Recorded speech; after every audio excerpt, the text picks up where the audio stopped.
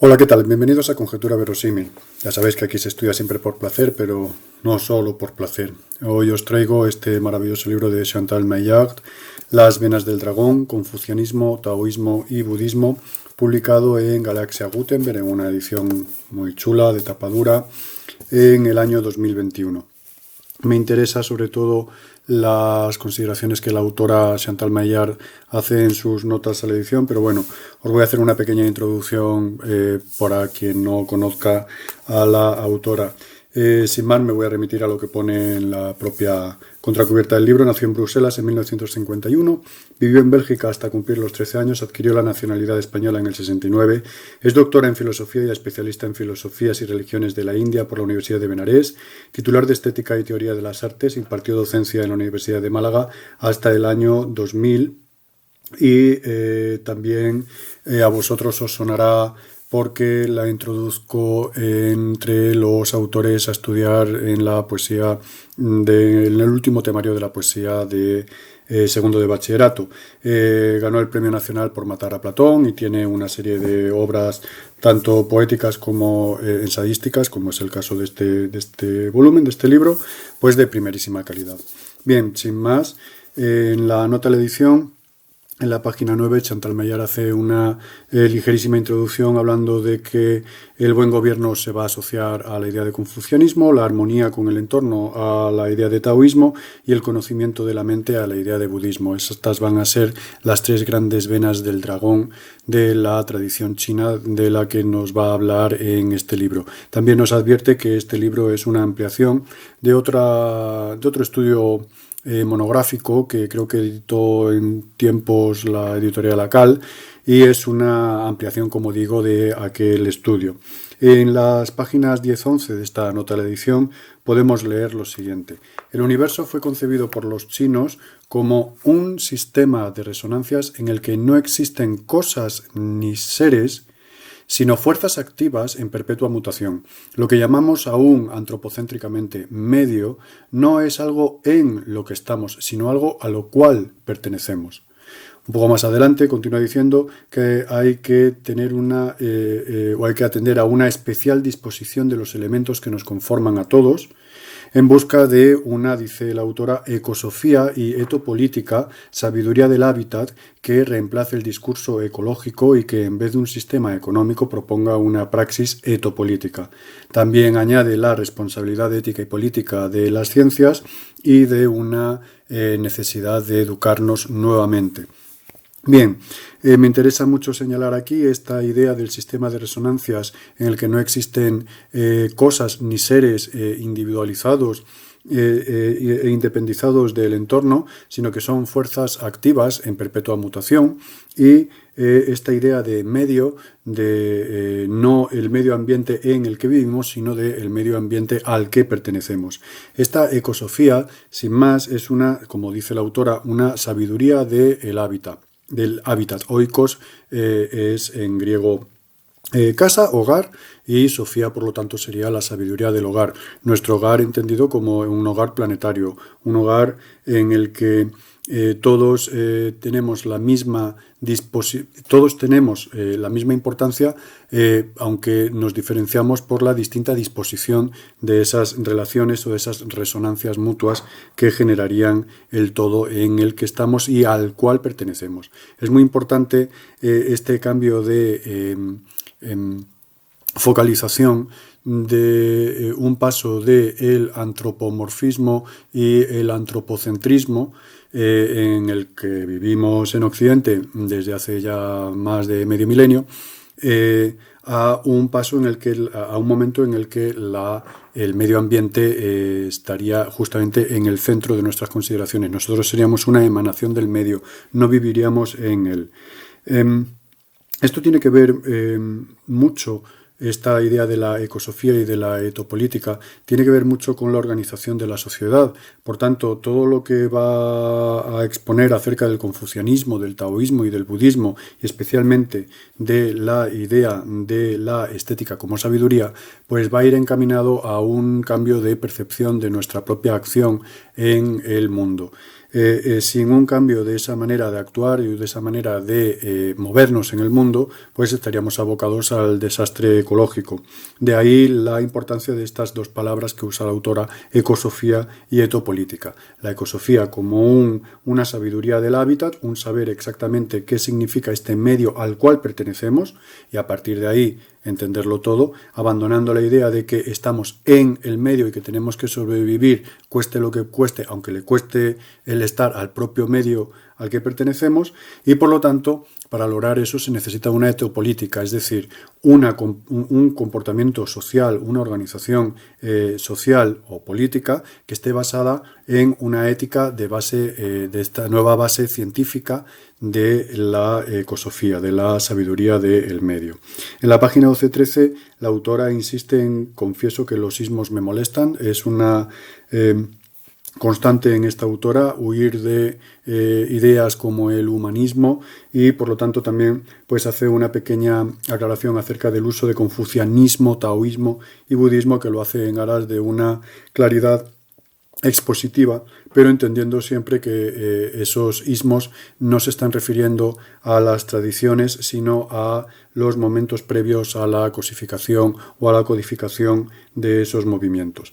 Cuando al nombre, dice Chantal Maillard, de un maestro se le añade el sufijo ismo, las enseñanzas se corrompen. En lugar de comprensión hay creencia, en lugar de métodos hay ritos, en vez de atención hay repetición. En vez de silencio hay plegaria. Las escuelas son tendenciosas, las religiones perniciosas, congelan el espíritu que les dio forma cuando no lo pervierten. Una doctrina es un sistema de conocimiento, no un sistema de creencias, y como tal ha de entenderse en su proceso y en sus transformaciones. Muy importante otra vez este concepto del proceso y de la transformación.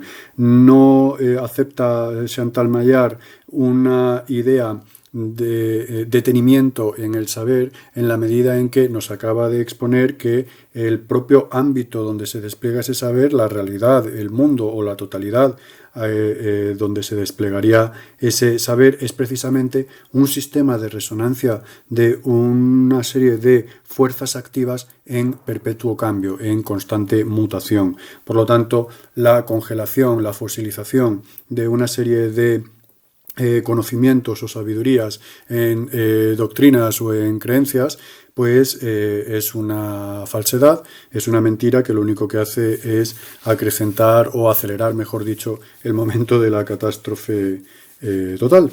Me gusta esta contraposición entre comprensión y creencia, métodos y ritos, atención, repetición y silencio y plegaria, que creo que expone con mucha claridad lo que para Chantal Maillard no debe ser la sabiduría de la que nos está hablando en aras de la construcción de esta ecosofía y de esta etopolítica que persigue en el libro.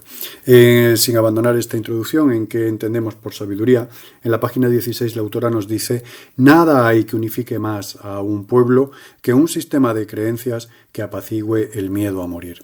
Yo creo que resulta evidente que es el miedo a morir, la incomprensión del dolor, la falta de sentido de la propia vida, la que está en la raíz, o aquello que está en la raíz de todas las consideraciones religiosas. Creo que esto se trata de un universal antropológico. Por lo tanto, una de las claves para quitar la mayúscula y el ismo al confucianismo, al taoísmo y al budismo es comprender que en el momento en que se justifica la existencia de estos discursos para generar un sistema de creencias que apacigüe el miedo a morir, en ese mismo momento es cuando se estará traicionando la enseñanza del maestro y cuando se empiezan a congelar y a fosilizar su sistema de conocimiento. Más adelante, en la página 18-19, leemos ¿cómo conciliar el proceso de las mutaciones con la permanencia de una entidad personal? Si todo lo que hay está en constante devenir, ¿qué o quién podría permanecer? Pero también, ¿cómo puedo morir si formo parte del proceso? La cuestión es, ¿qué es eso que no muere? Para el budismo, en efecto, la persona es una corriente de partículas que aparecen y desaparecen, algo así como una trayectoria o flujo de energía que va modificándose en una cadena de acción infinita. ¿Cómo imaginar, pues, de nuevo una entidad permanente? ¿Cómo entender que incluso la propia muerte resulta ser un espejismo? La interpretación de los caminos interiores como caminos de inmortalidad resulta ser poco más que un gran equívoco del que pocas escuelas se libraron. Entonces, este estado, por ejemplo, del nirvana, que significa literalmente no agitación, pasa a ser una especie de paraíso o de promesa de un más allá, tergiversando absolutamente las palabras originales. Me interesa centrarme en esta pregunta tan acertada de la profesora Chantal Maillard, en la que dice: la cuestión es ¿qué es eso que no muere? O si se puede imaginar una entidad permanente. ¿Cómo entender entonces incluso la propia muerte, que la propia muerte, resulte ser un espejismo? La respuesta es que no hay seres. La respuesta es que nuestra versión occidental de cosas identificables, de cosas singularizadas, de cosas particularizadas, es, digamos, un momento necesario en el desarrollo de nuestra actividad para sobrevivir en el medio. Tenemos, por ejemplo, que, esto lo pongo yo, no lo dice Chantal, es un ejemplo que pongo yo para intentar explicar lo que dice la autora. Por ejemplo, para poder cazar, nosotros tenemos que individualizar una parte de ese mundo, de ese dragón en mutación permanente que va a ser nuestra posible comida. Nosotros mismos tenemos una propia experiencia del dolor y una propia experiencia del placer o del horror o del miedo o de la angustia o de la esperanza, y evidentemente sucede en nosotros. Nuestro dolor de muelas no le duele al vecino, pero sin embargo en Occidente hemos cargado demasiado el peso sobre ese momento necesario de nuestra percepción de la realidad, que es la construcción de individuos, y lo hemos confundido con la verdadera y eficiente existencia de esos individuos. De lo que se trata aquí es precisamente de echar abajo esa idea de el sujeto como un individuo separado. Suponer, por otra parte, dice...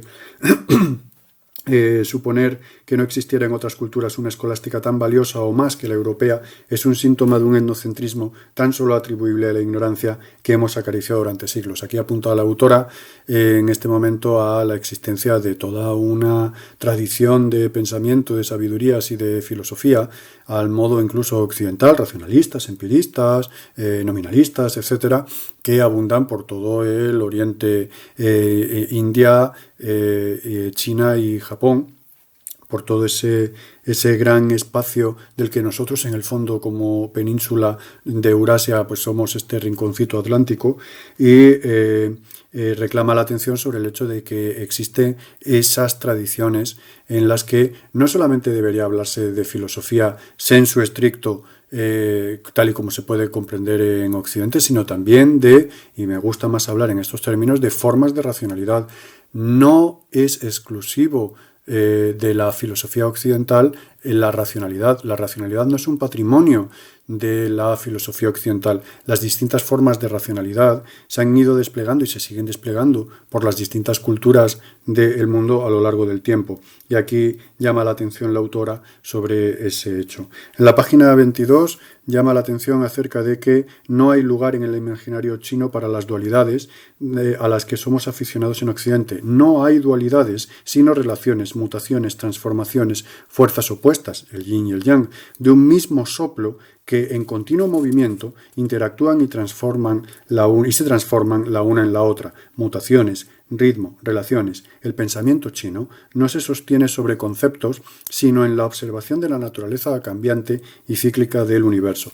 O podríamos decirlo, exponiéndolo de otra manera, y quizás en esto me equivoque yo, pero bueno, es mi lectura, el pensamiento chino no se sostiene sobre conceptos tal y como se han venido entendiendo de una manera restringida los conceptos en Occidente. Se podría decir que los conceptos en estas tradiciones o en estas formas de racionalidad se basan en la observación de la naturaleza cambiante y cíclica del universo. Los propios conceptos, las propias expresiones o concreciones discursivas de esa racionalidad tendrían una base que no remite a algo estable e inmutable, aunque solo sea por oposición, lo bueno, lo malo, lo justo, lo injusto, lo bello, lo feo, sino que los propios conceptos, como por ejemplo yin y yang, estarían coparticipando de todas esas relaciones, mutaciones, transformaciones,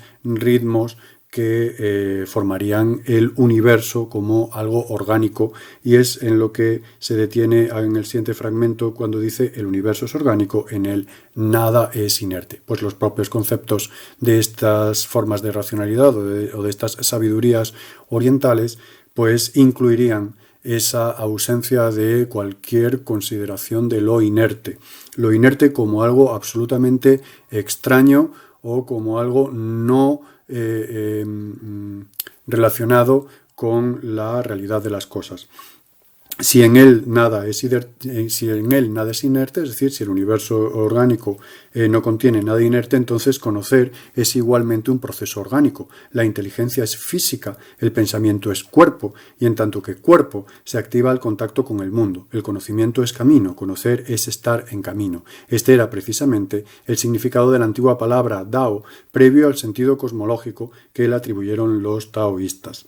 Y termina en esta parte la autora hablando de que existe una concordancia en estas filosofías, una concordancia de la acción con la necesidad. El filósofo como aprendiz y como caminante, dice más adelante, un camino que nunca se anda sin el cuerpo, siempre en un medio, por tanto, y en relación con él. En este contexto, y con el convencimiento de que ni el ser ni los dioses eran necesarios, es como quiero reivindicar aquí la palabra sabiduría, como resultado de la actividad de una conciencia-cuerpo, una organicidad del pensar, que la convierte en una forma de la sensibilidad. De ahí veremos la importancia de la estética como sabiduría. No me quiero adelantar, pero todas estas consideraciones acerca de la corporalidad, del carácter orgánico del propio pensamiento o de concebir el cuerpo como un momento del propio pensamiento o como un origen de la misma comprensión del mundo, es desde donde debe entenderse este principio de concordancia entre la acción y la necesidad.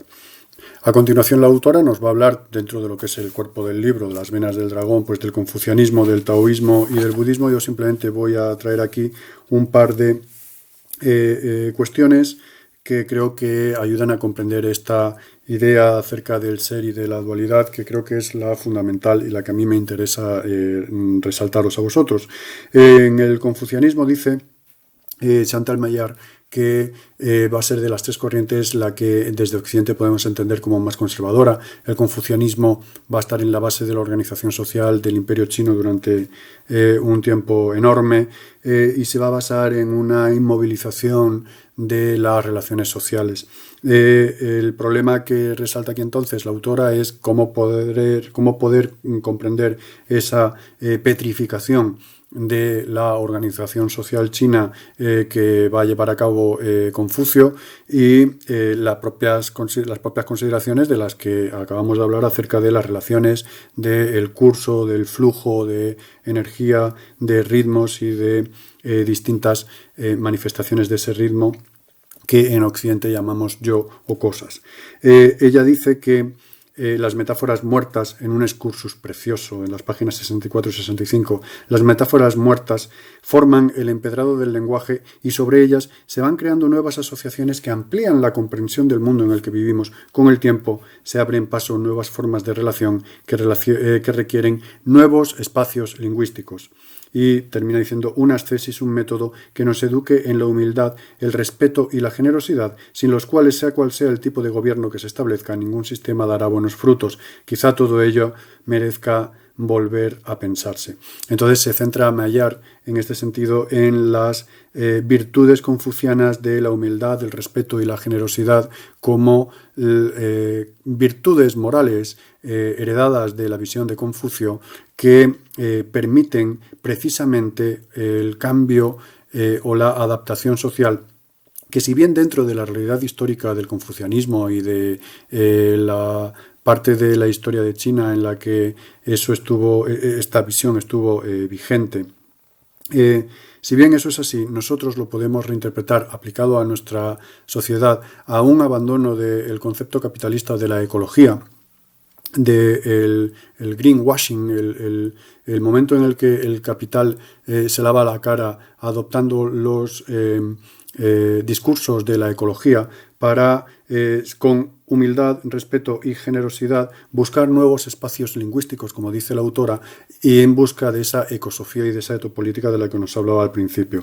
En las páginas 122 y 123 hay también un bonito, hermosísimo excurso sobre la inmortalidad y el taoísmo. Dice: nos resulta difícil a los humanos pensarnos como estrellas fugaces, queremos ser inmortales. No nos percatamos de que ya lo somos, aunque no en la forma en que quisiéramos. Lo somos en los genes que heredamos de especies anteriores, en la respiración que compartimos con todos los seres. Y ahora viene uno de los momentos líricos más bonitos de todo el libro, cuando Chantal Maillard nos dice que lo somos en la vibración que hace del mundo una compacta esfera sonora.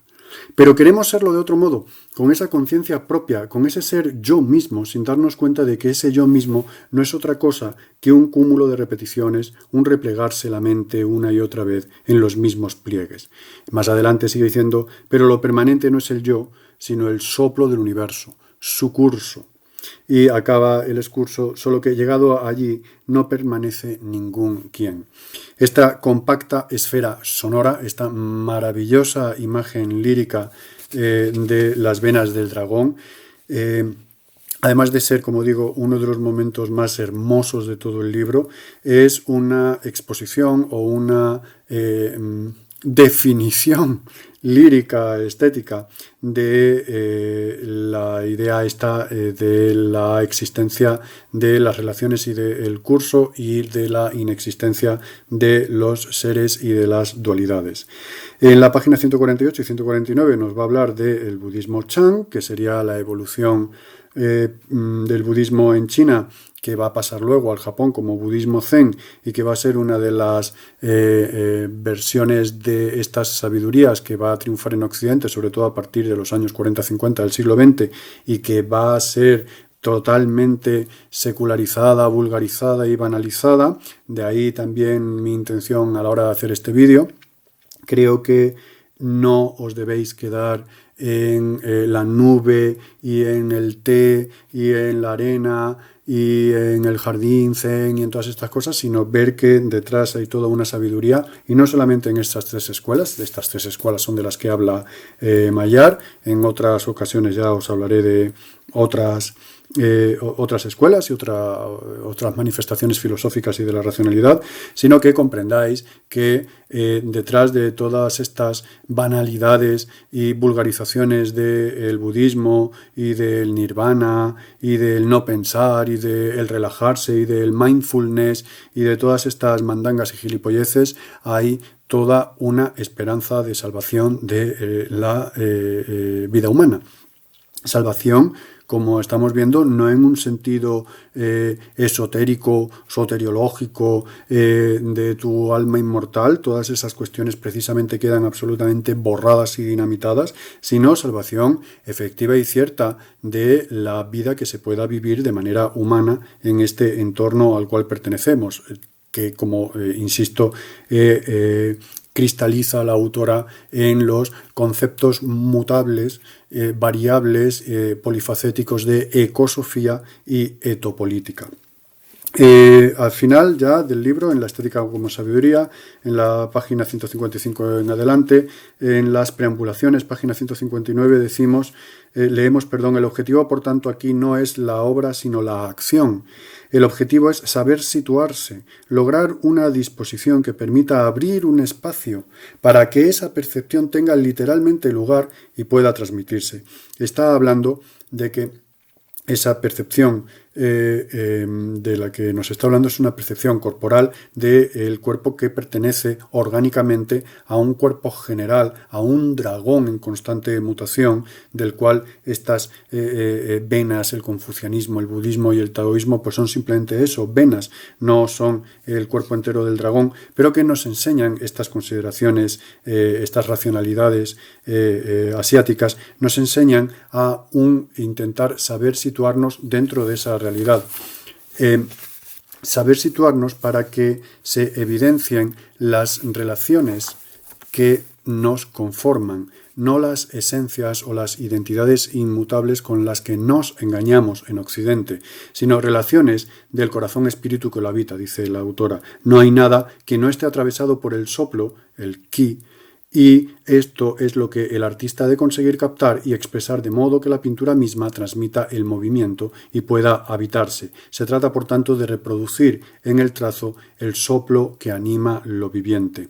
Hablará también de la caligrafía, del arte del pincel, y nos va a hacer una pertinente separación del concepto de caligrafía occidental y la caligrafía oriental. Nos dice la autora que la palabra griega kalos en principio no significaba bello. Bello es una palabra tardía que proviene del término bonellum, dice Maillard, que es diminutivo de bonum, que significa bueno. Entonces, kalos está identificado con lo bueno, pero muy tardíamente. En origen, defiende la autora, la palabra griega kalos, de donde vendría caligrafía, nuestra buena o bella grafía, en origen dice significaría algo así como favorable o conveniente, en un contexto en que se utilizaba en referencia a los augurios, a los vientos o a los sacrificios.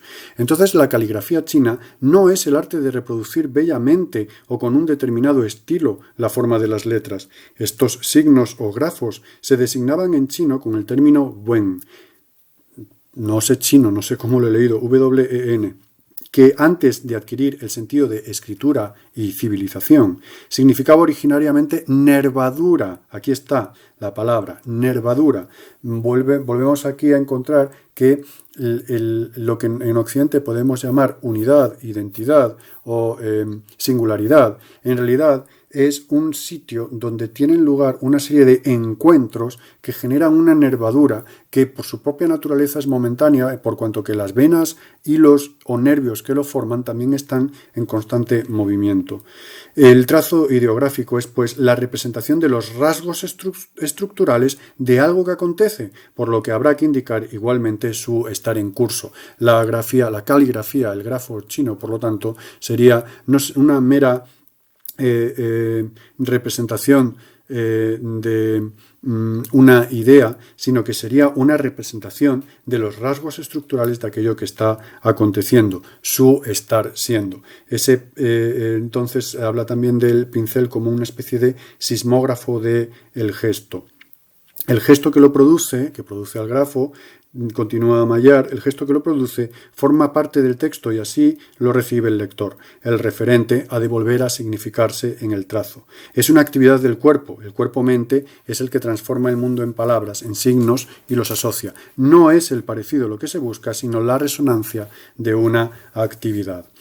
En esa nervadura, como ya os he dicho, el yo, la grafía, el grafismo, el individuo, lo singular, sería un momento, un nudo que precisamente si se puede identificar es porque está siendo como nudo o se está desarrollando como nudo, pero en la misma medida ese nudo está formado por cabos nervios o venas que van cambiando a lo largo del tiempo. En la medida en que el nudo permanezca, podríamos hablar de me duelen a mí las muelas. En el momento en que el nudo desaparezca, ya no duelen las muelas. Bien, en la página 168 nos trae un fragmento del poeta Li Bai, que os quiero traer porque efectivamente es una rima muy significativa entre lo que el poeta Li Bai o Li Po de la dinastía Tang nos dice y las resonancias dentro de nuestra propia tradición literaria con respecto a autores como Jorge Manrique o Antonio Machado. Dice el poeta de la dinastía Tang: los hechos y los hombres viajan hacia el morir como pasan las aguas del río azul a perderse en el mar. Bueno, esto es puro Jorge Manrique, ¿no? Nuestras vidas son los ríos que van a dar a la mar, que es el morir. Y más adelante dice también, al viento favorable el navegante de los mares leva el ancla y emprende un largo viaje. Pronto se pierde hasta su estela, cual pájaro en el cielo, caminante no hay camino, sino estelas en la mar, dirá Machado. Entonces, como veis, nuestras formas de racionalidad que con un positivismo banal y superficial separamos como poesía y que lo arrojamos al reino de lo irracional, pues en nuestra propia tradición podemos encontrar puntos de conexión con estas maneras de ver el mundo orientales de las que estamos hablando. El caso es hacer las cosas de otro modo, no de cualquier manera, sino de otro modo. En la página 169 va a hablar de las señales. A mí me gusta mucho este pasaje, me recuerda también a los vestigia de la teología franciscana de San Buenaventura. Dice, el mí se desvanece en la experiencia, una experiencia que deberá transmitirse con la mínima expresión. Está hablando constantemente del arte chino, ¿de acuerdo? Entonces, el mí se desvanece en la experiencia, una experiencia que deberá transmitirse con la mínima expresión, sin aditamentos, sin adornos, simplemente señalada, como el animal que deja su traza. Aquí está el paralelismo también con San Buenaventura, con sus vestigia, de los vestigios de Dios en su creación, como el animal que deja su traza, las huellas del cangrejo en la arena, la de las patas del escarabajo o la baba del caracol, señales para la recuperación. Así es como el poema sugiere, y así es la pintura china, sugerencia, huella de una experiencia que se ofrece para ser recuperada por quienes también la atesoran. La mínima expresión del trazo justo, que ni conduce a otra cosa que a la vivencia a la que apunta, ni nos devuelve al cúmulo de las impresiones varias, de manera tal que el arte sería esta especie de existencia de las señales, apuntar más bien, más que a un centro de interés, a un vacío, señales de algo que estaba y ya no está, porque en el preciso momento en que empieza a formarse su concepto, la propia formación del concepto queda, digamos, en anacronismo o en anacronía en un distinto tiempo con la propia cosa base de ese concepto. Por lo tanto, el arte, en vez de intentar traer ese momento incorruptible y detenerlo en una imagen que va a ser siempre la misma, el arte lo que hace es evidenciar las señales de la cosa, como los animales dejan sus vestigios, sus señales o sus huellas.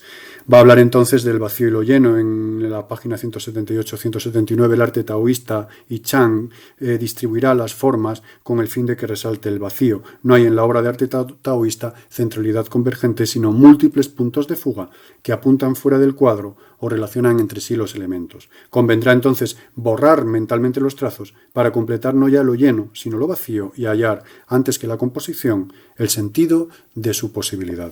Muy importante esta última parte, el sentido de su posibilidad. Más que buscar la realidad firme e inconmovible, el arte busca la posibilidad de su realización. Digámoslo así, o así lo entiendo yo, el arte estaría en condiciones de anticiparse a lo que todavía no es,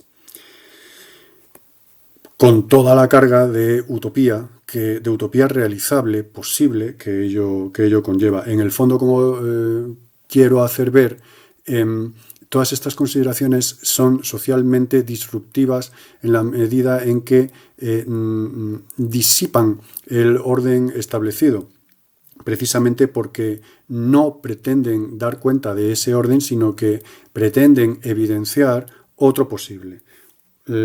Las montañas son mar y el mar montañas es el título de la siguiente sección, en la que se nos va a hablar acerca de un poema del monje Shitao, de un hombre que vivió entre 1642 y 1708, que dice: el que no aprehende el mar más que en detrimento de la montaña, o la montaña en detrimento del mar, ese, en verdad, solo tiene una percepción obtusa, mas yo percibo. La montaña es el mar y el mar es la montaña. Montañas y mar conocen la verdad de mi percepción. Esta maravillosa frase del monje Calabaza Amarga, que así expresada resume en su grado más elevado la comprensión estética y ética de la gran vacuidad. El artista entonces dice ha de poder ajustarse a la frecuencia vibratoria de las cosas, intuirlas y adoptar su movimiento, porque nada está quieto, todo sería ritmo, todo sería vibración, vibramos todos, ocurre que vibramos o a distintas velocidades o con distintas frecuencias, pero todo está vibrando. En ese sentido, la consideración del mar como mar y de la montaña como montaña rompería la unidad de esa vibración, rompería la posibilidad de transformación de la montaña en otra cosa o del mar en otra cosa. A la larga, las propias consideraciones de la ciencia occidental terminan encontrando curiosas coincidencias con estas versiones. Si uno aplica la deriva continental, la tectónica de placas, a los ordenadores potentísimos que tenemos actualmente, pues en relativamente poco tiempo a escala planetaria podemos hablar de los montes mediterráneos. Esto es una evidencia, es una evidencia estadística, pero como todo en ciencia, si el ordenador lo dice es porque la realidad se va a ajustar dentro de unos cuantos millones de años a lo que el ordenador está diciendo. Evidentemente no quedará nada de nosotros ni nadie de nosotros para poder confirmarlo, pero si es cierto, como así es, que la placa africana está migrando hacia el Polo Norte y está empujando a la parte de placa euroasiática en la que está el mar Mediterráneo hacia el norte, si eso es así, y es así, tarde o temprano, en lo que hoy son los grandes bajíos de las profundidades del mar Mediterráneo, terminarán surgiendo montañas. Bien, pues no a otra cosa creo que se refiere el monje Shitao cuando dice, este monje Calabaza Amarga, cuando dice que yo percibo que la montaña es el mar y el mar es la montaña. El método del no método es en la página 184, siguiendo con esta... lo voy a leer en el original. En la página 184 leemos un poema, un extracto, mejor dicho, del discurso acerca de la pintura del monje Shitao, que dice: en la más remota antigüedad no había reglas, la suprema simplicidad no se había dividido aún. En cuanto se dividió la suprema simplicidad, se estableció la regla. ¿En qué se basa la regla? La regla se basa en el trazo único del pincel. El trazo único del pincel es el origen de todas las cosas, la raíz de todos los fenómenos. Su función es manifiesta para el espíritu y está oculta en el hombre, pero el vulgo la desconoce. Es por sí mismo como uno debe establecer la regla del trazo único del pincel. El fundamento de la regla del trazo único del pincel reside en la ausencia de reglas que engendra la regla, y la regla así obtenida abarca la multiplicidad de las reglas. Una versión también diferente de esta ausencia de reglas que engendra las reglas, pues la tenemos en Tosan, en los 5 rangos, en distintos maestros de la tradición Chan o Zen en Japón. Y finalmente, en la página 188-189, la estética como sabiduría, pues nos vuelve a llamar la atención la profesora Maillard sobre la palabra estética, aesthesis, que significa etimológicamente sensibilidad, o mejor aún, sensorialidad, pues no remite tanto a la emoción como a la percepción sensorial. Hablar de sabiduría como estética en ningún lugar es tan pertinente como en China, donde la experiencia estética, como hemos visto, es ante todo resonancia interior.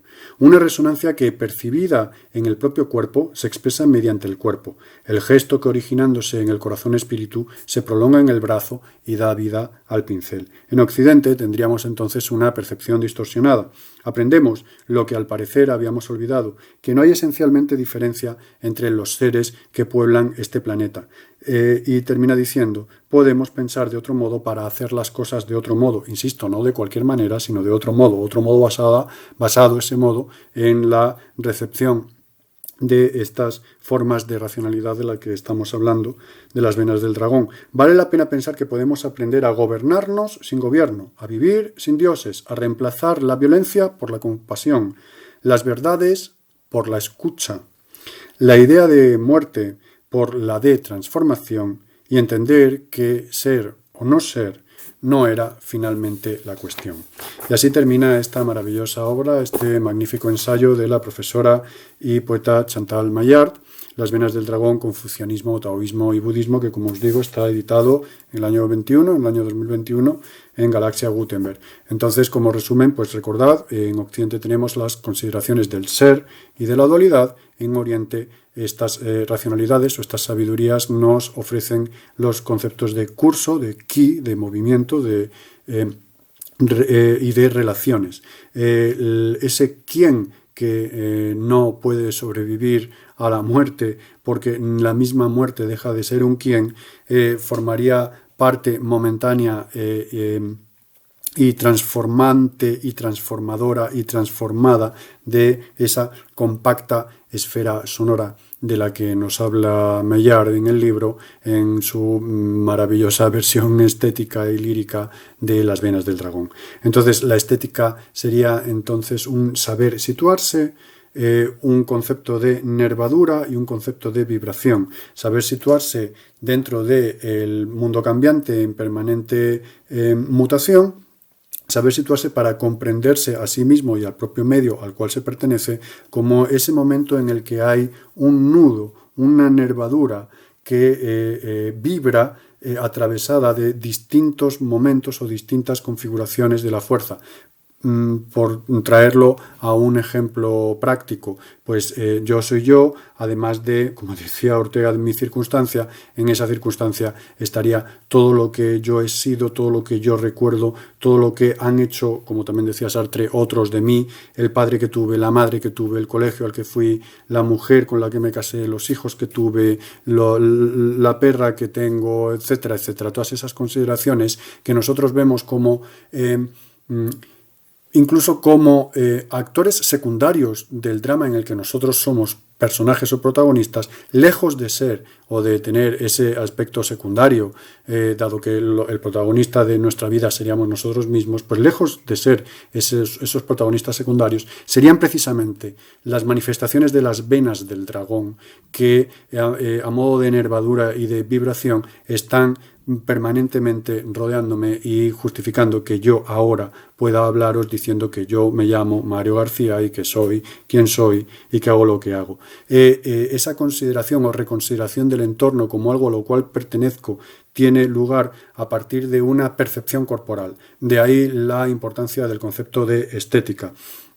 Esa percepción corporal me ayuda a olvidar todo lo que he aprendido en Occidente como conceptos individuales, inconmovibles y unitarios. Me ayuda a olvidar ese momento necesario pero falso de mi manera de ver el mundo para intentar ofrecer un curso de acción distinto, un hacer las cosas de otro modo en busca precisamente de esa nueva consideración del entorno o del hábitat, esa ecosofía, y por lo tanto de una praxis etopolítica distinta que en la medida de lo posible nos aleje a todos pues, del colapso climático, que es, creo, el fantasma que vibra a lo largo de todas las páginas de la obra de Chantal Maillard y que como peligro evidente, real, cierto y verdadero, pues la autora nos ofrece como posible solución social estas consideraciones de las racionalidades orientales. Bienvenidos, pues hasta aquí el vídeo de hoy. Os aconsejo que leáis a Chantal Maillard. Es una fuente de sabiduría impagable, es una fuente de humildad maravillosa. Ella tiene distintas conferencias por YouTube, buscarla. Y nada, nos vemos en otra ocasión. Ale, amor y poesía cada día. Adiós. Adiós.